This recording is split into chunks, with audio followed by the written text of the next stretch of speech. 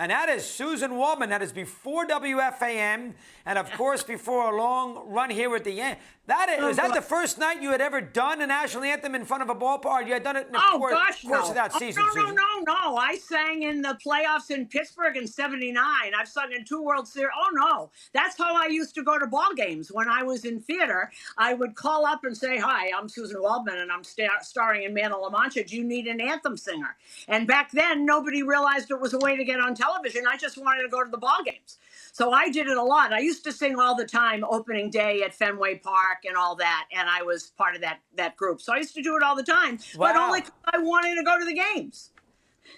I did not realize 79. I didn't realize 86. I mean, I know the Broadway career well. I was not a... Wow, that's fun. When's the last time you've done it? Have you done it recently or no? No, and that's what I was looking at that picture. That's almost 35 years ago. And I know I've never done it at the new Yankee Stadium, so it's at least 10 years. And gosh, I don't know. I bet I haven't sung it in 15 years. Well, we'll see. You know, there's nobody at the stadium. No one will know. If I mess up, no one will know. And Suzyn, of course, is doing it because she made a little promise with Garrett Cole. You one day sign with the Yankees, and I'll go do the national anthem again. So that's why we have it here tonight. All right, now, on the Yankees playing the Red Sox, there you have it. First off, how about doing the games here from this, doing all the games here from the stadium and the weird week the Yankees had. And then, of course, they play there tonight. Been a strange week for a broadcaster. Give me some thoughts there first. Go ahead. It really is, and everybody is really trying, but you forget how much you rely on other broadcasters and other teams' players that you have relationships with, and you don't have that. So the other day, the Philly writers and the Philly broadcasters and I didn't have them, but the Philly broadcasters and I had a Zoom call. We've also had them with the Washington guys because you don't know the other teams. So today before the game, I'll have a call with Joe Castiglione to find out what's really going on. It's very difficult. And to do it in an away situation where you can't see anything. The first game we did when Stanton hit a home run, I instinctively looked down at the Yankee dugout because that's where we're doing the games, to see who'd be the first one to come out and congratulate him there. And there was nobody there. It's really odd. You have to kind of make your own excitement. Sometimes you're depending on a cameraman in another city who might have gone to get a cup of coffee. It's very hard. And I think, Chris, what everyone is trying to do is make a situation where you have no control, trying to be as controlling as you can. It's very tough, but I think for everybody, I've been watching a lot of things and listening, and I think it's turning out better than I ever thought it would from the broadcast point of view. 100%. Fox did a great job with Buck and Smoltz last week. You couldn't tell they were not in Washington with that Yankee game. And I tell you, give the Yankees credit. They've had to deal with an awful lot in the first week of the season, when they're going to play, who they're playing, back in New York, let's go to Baltimore, rain delays and everything else. I mean, the Yankees have done a very, very good job here navigating their first week of the season. They've obviously had some COVID cases too. LeMahieu in spring training or in a summer camp.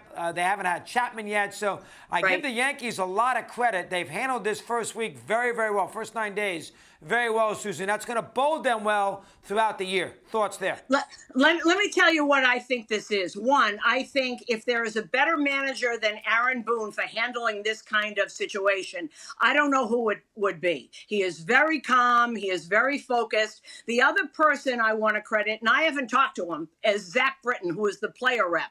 If you've got a guy who's got a personality like you or me, who yells and screams and carries on, it doesn't work a lot. Zach Britton is very calm, very focused. He's the one, okay, this is what we're going to do, and this is how we're going to do it.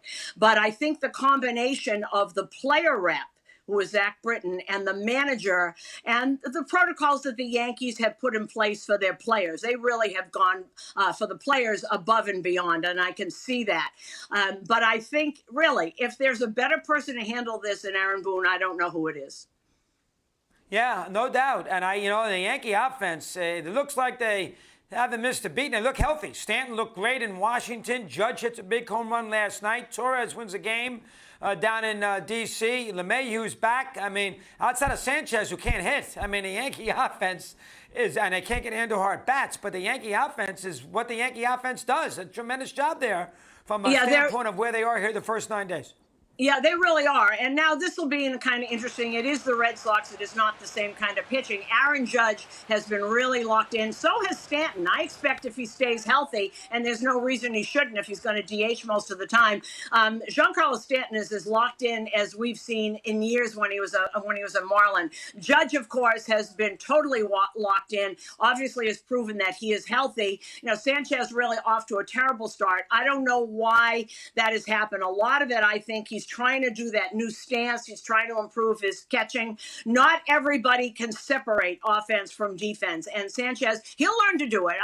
He's too good a hitter for this. But right now, I think he's not worried, but trying to deal with new pitchers, Garrett Cole, people coming back from injuries, all these kids on the team. And he's got to learn to separate offense and defense, which he hasn't done yet. Everybody else seems really locked in. Gleyber Torres had a big night the other night. Obviously, Luke Voigt with that first home run. They really are using the whole field. They are really being aggressive in the zone, which is what Marcus Timms, the hitting coach, likes to say all the time. And they're doing it beautifully. And, they haven't seen a lot of great pitchers right now, and you have to admit that. But they really look like they're locked in offensively. No, Strasburg and the Orioles can't pitch. Right. And the Yankees ownership of the Orioles right now is ridiculous. They never lose a game again. Was it like 20 in a row? I mean, they kill the Orioles. It's 18. It's 18 at that park, and I keep getting texts from Jim Palmer. Okay, 17 in a row. Okay, 18 in a row, and that's how we all communicate now, by text or by Zoom calls. It's a different world, doggy. Different world. Keep me posted. Suzyn, have a good broadcast tonight. Good anthem. Thanks for a few minutes. I appreciate it. Thanks, Chris.